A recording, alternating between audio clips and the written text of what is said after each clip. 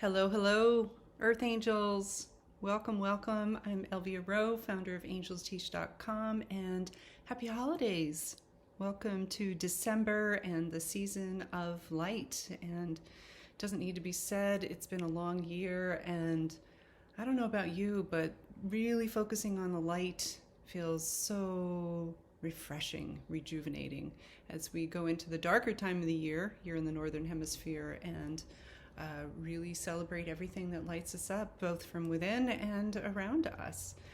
So I'm excited. I always get excited about doing these videos and showing you ways to do readings using just things that are in your everyday life. Today, this month, we're doing things a little bit more organically, and I have laid out on my dining room table a whole bunch of Christmas stuff. I've just pulled out from our attic closet and haven't done any decorating yet, but I'm excited because I'm going to be selecting the 3 things that I'll be doing readings on using this assortment.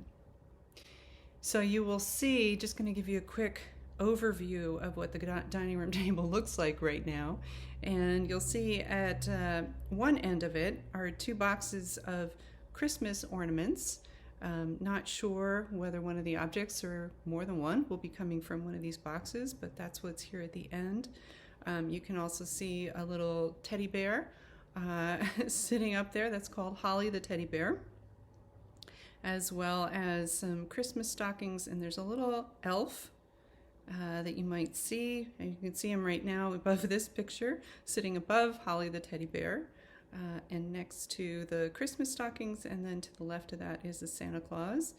In the background, over to the left, is a Christmas tree, as well as one right to the left of the Santa Claus.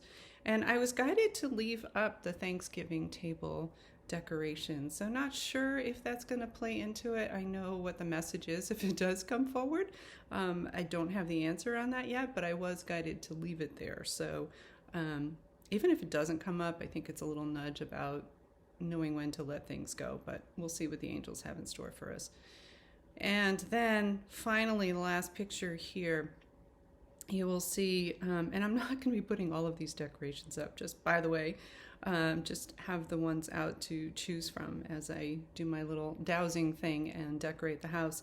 Those 3 paper angels in the bottom left are actually Advent calendars that I had when I was a little girl that my mother, actually it may have been my grandmother, but they came from my grandmother, my mother, my maternal side, and they are worn and tattered, and I just have not it hasn't been the right time to let it go, put it that way. So they are there in the mix, as well as this decorative, these twigs, this thing that I usually put in a vase with some lights around it. And then there's an angel in the upper right that is from my family, and then there's a box of lights. And there is your invitation to choose number 1, number 2, or number 3. And I'm going to bring you into my dining room, and we'll see what comes forward for number 1, number 2, or number 3. So welcome to our dining room. I am now sitting with all of those things that I just showed you in front of me. And this message is for those of you who chose number 1. And I gotta say, I really don't have any sense yet what it's going to be or where from this assortment of things it's going to come from. What I love to do, and I'm a teacher at heart, so I'm going to share how I do this so that again you can try this at home. It's safe to do that. Just using your body, I will often just scan an area and ask for divine focus, and then I feel the yes, that this is it, come through my body as I scan what's in front of me, what I'm looking for.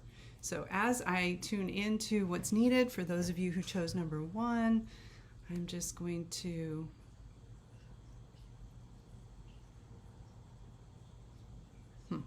okay. Not what I expected, but it's one of the Christmas trees.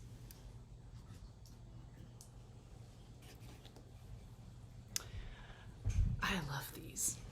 I got these in Providence. There's a set of 3 of them, and they're 3 different sizes, and they're one of my favorite things. I always put these out every year.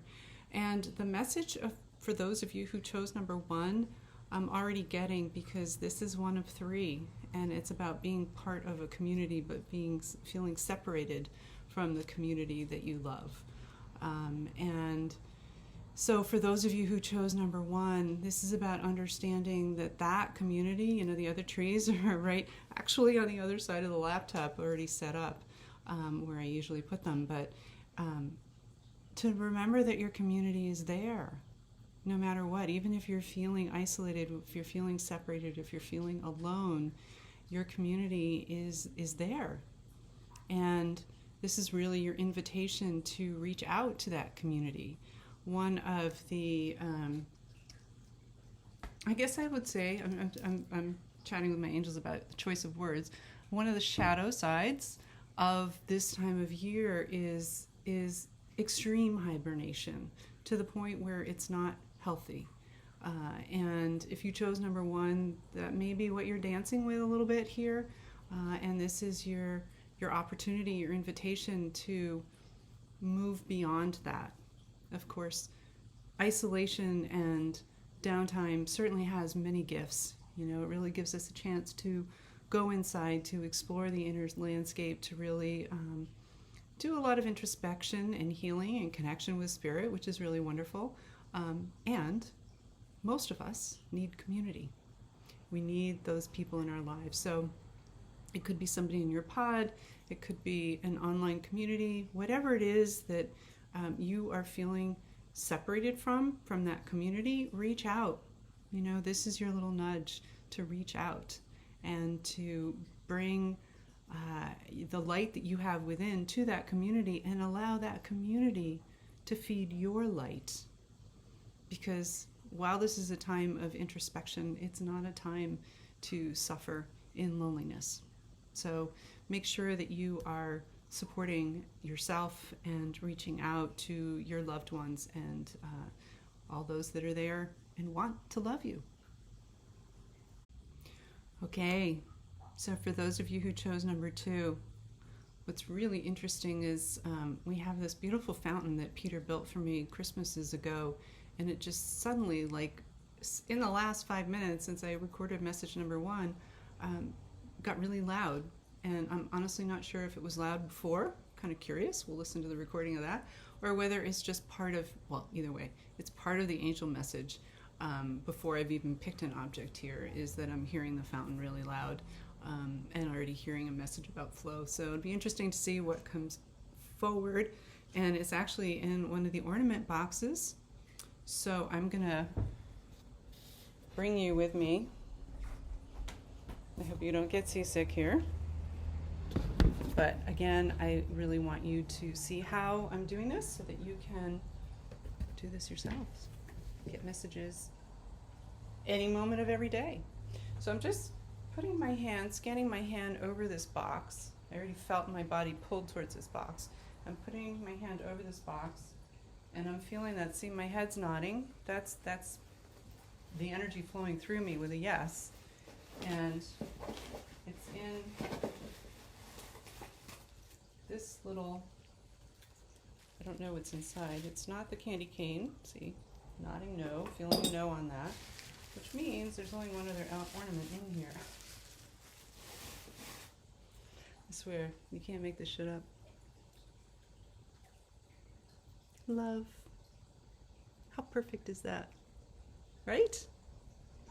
So, what's this about? I'm going to sit down again and spin you guys around. Well, what do we do with an ornament, right? We hang it on the tree, and we decorate our homes, and we bring love into our lives wherever we go. And I'm not entirely sure what the message is yet. This is about self-love. This is about self-love, which is interesting. This young girl made these at for a holiday fair at a local women's center, and this girl had, I think she lost her mother. There was some horrible thing that she had just gone through pretty recently. I think she lost her mother to cancer. And one of the things that she was doing was creating these beautiful ornaments with different, one was Believe, I can't remember what the other ones were, but I bought this one, which is Love. And she was using her craft as a way of healing and bringing love that she has in her heart to the world at large. So this is about self-love. This is about making, I want to say making that a priority, but I know it's so much easier said than done.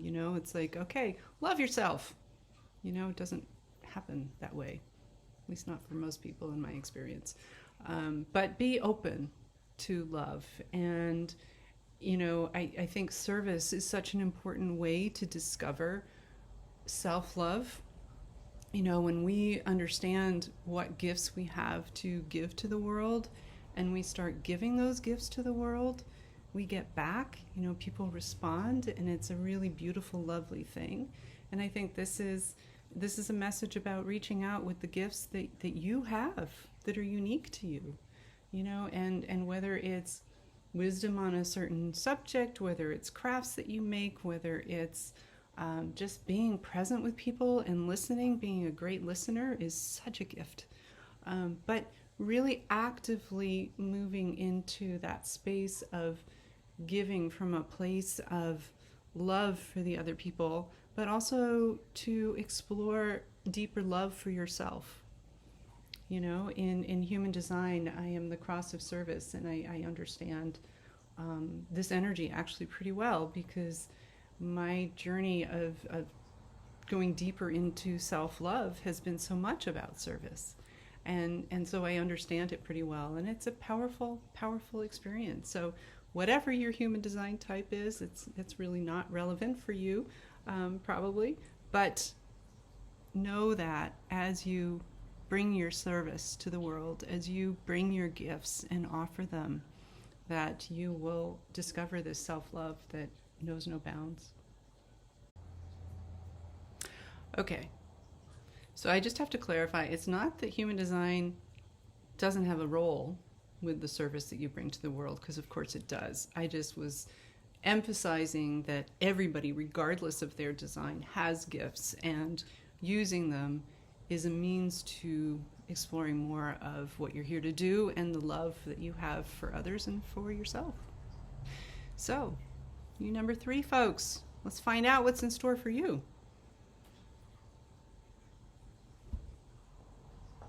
So this is an interesting teaching opportunity, because I'm hearing broken wing, but I know this isn't right because I'm not feeling it with all of me, and that's a clue right there, is you have to hear it and feel it and see it and sense it and know it, and it's just a yes is a yes is a yes. There's no maybe. So this may be a wink for some of you. When I pulled this out, I was thinking about, you need 2 wings to fly, otherwise you fly in circles. And so there may be a little bit of a energy in that, but this isn't for you number 3 people, or this isn't the focus, the core focus for you number 3 people. So let's see what is. Okay, it's the Thanksgiving display. So this is part of it. This is part of it. And I'm going to take these back outside because it's time to move in the Christmas things. But the message for you, and this does have a little bit of this in here, is that there's something in your life that it's time to move forward. A chapter is ended, and it's time to move on to whatever's next. Seasons have their limits. You don't have a Christmas tree up in April, or most people don't. And there's certainly nothing wrong with that. I'm just trying to emphasize that, seasons, better example really is the seasons themselves, right? Flowers don't bloom in January, at least not here in Massachusetts, not typically. And You know, we certainly don't go swimming this time of year. There are seasons, and something in your life, if you chose number 3, that season has ended, and it's time to let go, and it's time to allow the new stuff, the wonderful new stuff, like Holly Bear here, that is ready to love you. And this is actually coming in as part of number 3 too. I love that. Thank you, Holly.